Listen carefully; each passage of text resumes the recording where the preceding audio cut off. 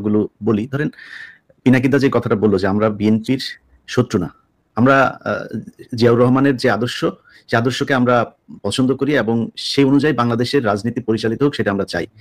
খালেদা জিয়া দেশ চালিয়ে, তারেক রহমান তো দেশ চালান নাই কোনোদিন, যেহেতু খালেদা জিয়ার দেশ চালান আমরা দেখেছি। খালেদা জিয়ার যেই পদ্ধতি, খালেদা জিয়া এই দেশকে নিয়ে ভারতের ব্যাপারে তার যেই চিন্তা চেতনা পলিসি ছিল, সেটাকে আমরা একদম 100% আমরা সাপোর্ট করি। তো বিএনপির সাথে এখন আমাদের হঠাৎ করে সমস্যাটা হয়ে গেল কেন? ধরেন আমার কথা যদি আমি বলি, আমি এই 5 তারিখের পর থেকে আজ পর্যন্ত আমার কাছে মানে কনক ভাইও জানেন এই বিষয়গুলো, ওনার কাছেও আসে, আপনার কাছে তো, আপনি তো পিনাকিদা তো অলরেডি মানে বলেই যাচ্ছেন, বিভিন্ন জায়গা থেকে অভিযোগ একটাই, যারা আওয়ামী লীগের লোকজনের সাথে মিলেমিশে থাকতো তারা এখন উপরে, তারা এখন ওই চাঁদাবাজিগুলো করছে, তারাই সবকিছু দখল নিয়ে তাদের মতো করে চালাচ্ছে। সব জায়গায় একই অবস্থা। বিশ্বাস করেন বিএনপির ভাইয়েরা আমার কাছে যত জেলার যত আসনের খবর আমার কাছে এসছে, আমি যদি একটা একটা করে খালি আমার আসনের কথা বলি, আমার চুয়াডাঙ্গারই যে অবস্থা, সেটা নিয়ে আমার সবকিছু করা শেষ, নিউজ বানানো শেষ, খালি দিচ্ছি না আপনাদের জন্য। কেন জানেন? কারণ আমরা যদি এখন বিএনপিকেই করি, ধরেন বিএনপির চাঁদাবাজি নিয়ে কথা হচ্ছে, আপনি অস্বীকার করতে পারবেন? আমরা বলি না, আমার চ্যানেলে আমি মনে হয় না আমি কেউ কোনোদিন শুনেছেন আমার মুখ থেকে আমি বলেছি যে বিএনপি চাঁদাবাজি করছে, কিন্তু করছে না। আপনি নিজে চিন্তা করেন না, আজকে দেশের যে অবস্থা, ডক্টর মোহাম্মদ ইউনূস থাকবে না, একটা নির্বাচন দিবে, আপনাদের একটা শক্তিশালী একটা অপোজিশন আছে, আপনাদের সেই কম্পিটিটররা এত শক্তিশালী যে সোশ্যাল মিডিয়াতে যদি আপনি আজকে জামাত ইসলামের একটা পোস্ট করেন, বিএনপি একটা পোস্ট করেন, আমি মানে মিথ্যা কথা বলছি না, আমি একদম সত্য, আপনারা দেখেন সোশ্যাল মিডিয়াতে সব জায়গাতে দেখে বিএনপির লোকজন ওইখানে হারে। হয়তো হইতে পারে যে শিবিরের লোকজন বোধহয় বেশি এই অ্যাক্টিভ সোশ্যাল মিডিয়াতে, হইতে পারে, এটা একটা কারণ। কিন্তু আপনার মাঠের কথা তো চিন্তা করতে হবে, একটা অপোজিশন তো আছে, এরকম তো না যে শেখ হাসিনার মতো 2014, 18, 24 নির্বাচনের মতো আপনি নির্বাচন করবেন, সেটা তো সম্ভব না। আপনাকে তো ফাইট করতে হবে। যদি ফাইট করতে চান, যেই এলাকায় গিয়ে আপনি ভোটটা চাবেন, ওই বাজারটাই যে একটু শোনেন তো মানুষের কাছে যে কারা চাঁদাবাজি করছে। আপনি ধরলাম আপনার দল খুব ভালো, কোনো সমস্যা নেই, আপনার দলের নাম ভাঙাচ্ছে তো। তারেক রহমান লন্ডনে বসে থেকে তারপরে তার কাছে যেটার খবর আসে সে ওটাকে বহিষ্কার করে। ইলিয়াস, আমি একটু যোগ করি, আপনার দেশে থেকে কি করেন? ইলিয়াস, আমি একটু যোগ করি, গত 8 মাসে প্রায় 1700 নেতাকে বহিষ্কার করেছে বিএনপি, কিন্তু বিভিন্ন জায়গা থেকে অভিযোগ আছে যে ভাই অনেকেই করছে যাদের কোনো পদ নাই, যাদেরকে বহিষ্কারের কোনো সুযোগ নাই, এবং তারা আওয়ামী লীগ করতো, তারা আগে আওয়ামী লীগের সাথে ছিল, সেই মানুষগুলো কি করছেন এখন? এই যে জিনিসগুলো হচ্ছে, এটা তো আপনার দলের সমস্যা হচ্ছে।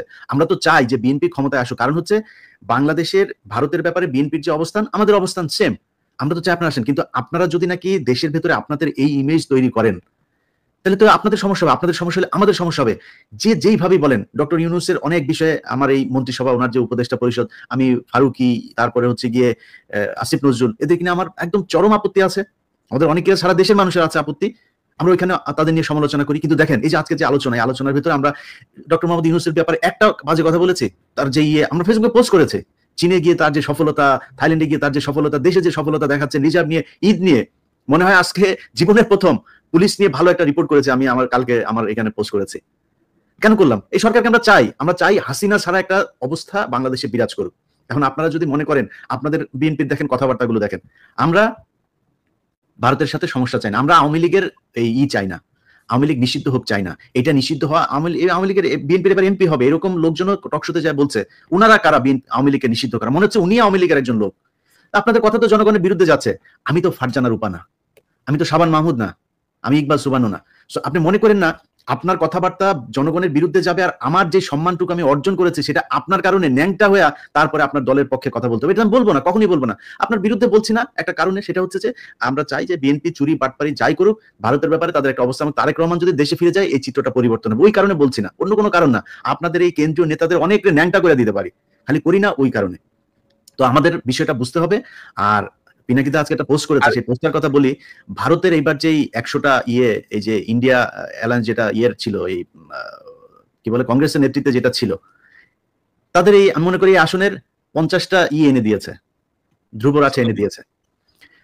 তো সোশ্যাল মিডিয়া কিন্তু ওয়ার্ক করে এখন, ইট ম্যাটার্স। অতএব আপনাকে মাথায় রাখতে হবে যে মানুষকে এত অবজ্ঞা করে কথাবার্তা বলা ঠিক না। মানুষ এখন ভোট চাইতে ঘরে ঘরে যাবে না, মানুষ সোশ্যাল মিডিয়াতে, ফেসবুক, ইউটিউবে মানুষ ভোট দেওয়ার সিদ্ধান্ত নেবে, তার মাথায় ঢুকবে কি হচ্ছে সব দেখে তো মানুষ। সো সমস্যাটা আপনাদের সমাধান করতে হবে। নতুন করে যাদেরকে বিএনপি মনে করে, বিএনপির বিশাল ধ্বজভঙ্গ বাহিনী একটা তৈরি করেছেন সোশ্যাল মিডিয়াতে, নিজেরা এসে তারপরে বলছে, তাদের অনেকেই কান ধরে তারপরে উঠবোস করে এই আওয়ামী লীগের পক্ষে যোগ দিয়েছিল। আজকে যে মনির হায়দারের কথা বলেন, সেই মনির হায়দার 2 দিন আগে এখানে আওয়ামী লীগের লোকজনের সাথে বৈঠক করেছে, কার কার হত্যা মামলা থেকে করা যাবে তাদের তালিকা নিয়েছে, সেগুলো তিনি আশ্বাস দিয়েছেন বিবেচনা করা হবে তার উপদেষ্টা, প্রধান উপদেষ্টার সাথে কথা বলে। ছবি আছে, কালকে নিউজ দিব আমার। এটা কাদের সাথে? যুক্তরাষ্ট্র ছাত্রলীগের প্রেসিডেন্টের সাথে তার বাসায় বৈঠক করেছে তিনি, সেখানকার ছবি আছে, কালকে যাবে আমার এখানে সেই নিউজ। এটা করছেন আপনি। শাহেদ আলম, সেই শাহেদ আলমকে কার লোক আমরা চিনি না? তারা এখন আপনাদের লোক, তারা এখন নাকি তারা বিএনপির পক্ষ নিয়ে কথা বলে। অথচ এই শাহেদ আলম কয়দিন আগে বলেছে তারেক রহমানকে সে চিনে না। কি যেন এই মনির হায়দার শাহেদ আলম দুইজন পাশাপাশি চেয়ারে বসে টকশো করেছে যে কি যেন লন্ডনে কে যেন একজন আছেন, সাধারণ সম্পাদক, তারা আজকে বিএনপির লোক ভাই, আর আমরা হচ্ছে বিএনপি বিরোধী লোক। আরে ভাই আপনি আমাদের ধাক্কাইলে তো মির্জা ফখরুল তো বিএনপি না, মির্জা ফখরুল নিজে আওয়ামী লীগের। মির্জা ফখরুল আমার ধাক্কাইলে কি আমি জিয়াউর রহমানকে অবজ্ঞা করে কথা বলবো? আমি খালেদা জিয়াকে অবজ্ঞা করে, তারেক রহমানকে অবজ্ঞা করে কথা বলবো? আপনি এত বলদ পেয়েছেন, কথা বলবো না, সমস্যা নাই, কিন্তু ধাক্কায় একদিকে পাঠান কেন রে ভাই? আমি জীবনে কোনদিন আওয়ামী লীগ করবো নাকি? আপনি যত কিছুই করেন, আনলেস আপনি ইন্ডিয়ার পক্ষে কোনো অবস্থান নিচ্ছেন, আপনার বিরুদ্ধে আমি কখনোই যাবো না। চুরি আমি 5 বছর আগেও বলেছি, আজকেও বলছি, 5 বছর পরেও বলবো। চুরি বিএনপির আজকে অনেক জায়গায় ধরেন কিছু প্র্যাকটিক্যাল কথাবার্তা বলি, ধরেন একটা হাটের ইজারা আওয়ামী লীগের নেতাদের হাতে ছিল, আওয়ামী লীগ পলাতক, এখন এই হাটটা তো চলতে হবে। হাট তো আর ডক্টর ইউনূস যা চালাবে না, স্বরাষ্ট্রমন্ত্রী চালায় না, বাণিজ্য মন্ত্রী চালায় না, তো হাটটা চালাবে কারা? এখন ইজারা যে নিয়েছিল সে পলাতক, আর বিএনপির লোকজন যা ওইখানে ওইটা দখলে নিয়েছে, তারা গিয়ে এখন ওইটার করে। এখন আপনার এগুলিরও চাঁদাবাজি হিসাবে মিডিয়াতে প্রচার করা হচ্ছে। এখন কেন প্রচার করা হচ্ছে? এর কারণ হচ্ছে কনক ভাই শুরুতে একটা কথা বলেছেন যে মিডিয়া সেভাবে প্রচার করছে না। আপনি তো মিডিয়ায় সব জায়গায় তার লোক বসায় রেখেছেন, সে করবে কেন? সে তো বলে না, তার কাজ ছিল হাসিনার যখন কিনা বাথরুমের চিপায় বসে ওই যে সুনাকের সাথে ইয়ের মধ্যে সোফার চিপার মধ্যে বসে একটা ছবি দিল সারা দেশের, আরে বাবা বিরাট আকার, বাইডেন একটা সেলফি তুললো, সেটা নিয়ে কি মার্কেটিং করলেন, এখন করেন না কেন? ওরে নিয়ে ইউনূসে নিয়ে মানে চীন যে মানে সম্মান দিয়েছে, এটা যদি হাসিনারে দিত আর কি করতেন আপনারা? তো সেটা করে না কেন? করে না কারণ কি? কারণ কি ওই জায়গাগুলোতে এখনো তাদের লোক বসানো। ভাই ওইটা ঠিক করেন, ওগুলি যদি ঠিক করেন, পিনাকি, ইলিয়াস, কনক সারোয়ার এদের কাছে আসতে হবে না মানুষের।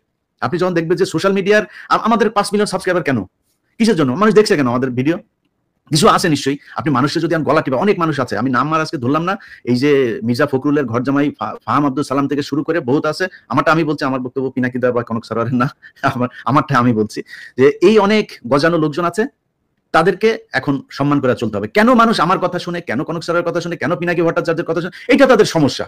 আর ভাই কেন আপনারটা শুনে না, সেটা আপনার সমস্যা। আপনি চিন্তা করেন আপনি কি বলবেন, কি বলা উচিত, কেমনে চলা উচিত। শুনে না কেন, আমারটা শুনে কেন? সেইটাও বাংলাদেশের মানুষ হলো গন্ড মূর্খ, বুঝে না। পিনাকি, ইলিয়াস, কনক সারোয়ার এরা হচ্ছে পীর সাহেব, তাই এখন এদেরকে আপনি বুঝাবেন কেমনে? এটা নিয়েও সত্য। সকালবেলা ঘুম থেকে ওইটা দেখি, ওই লন্ডনের একজন পোস্ট করে বসে আছে যে আমারে নিয়ে, আমি আপনার কনক ভাইয়ের নাম নাই, আমার আপনার নাম আছে, আমরা হইলাম গিয়া নাকি কি করছি। কয়েকদিন আগেও সে ফোন করলো, কি সুন্দর মিষ্টি মিষ্টি কথা। এখন ফোন করে ধরেন 2বার ফোন করে 3বার ফোন করার পরে হয়তো ধরতে পারি না, একবার ফোন করে, ভাই ফোন ধরবো কয়টা, সময় পাই না তো। এটা আপনারা বুঝেন যে আপনাদের কাছে কি পরিমাণে ফোন আসে।